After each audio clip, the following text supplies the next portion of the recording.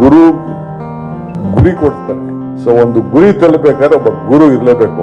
ಹಂಗೆ ಈ ಸಮಾಜಕ್ಕೆ ಏನಾದ್ರು ಒಳ್ಳೇದಿರ ಆಗ್ಬೇಕಾದ್ರೆ ನೀವುಗಳು ಮುಖ್ಯ ಕಾರಣ. ಮುಂದೆ ಗುರಿ ಇರಬೇಕು, ಹಿಂದೆ ಗುರು ಇರಬೇಕು, ನಂಬಿ ನಡೆದರೆ ಸಾಕು ಸಾರ್ಥಕ ಬದುಕು.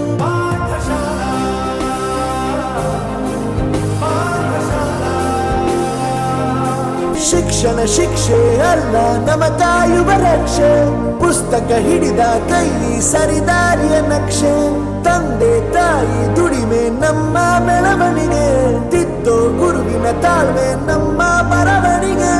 ಓದಿಸುವವರಿಗೆ ಮಾತ್ರ ಸಿರಿತನ ಬಡತನ ಎಲ್ಲ, ಓದೋ ಮನಗಳಿಗೆ ಯಾವುದು ಇಲ್ಲ.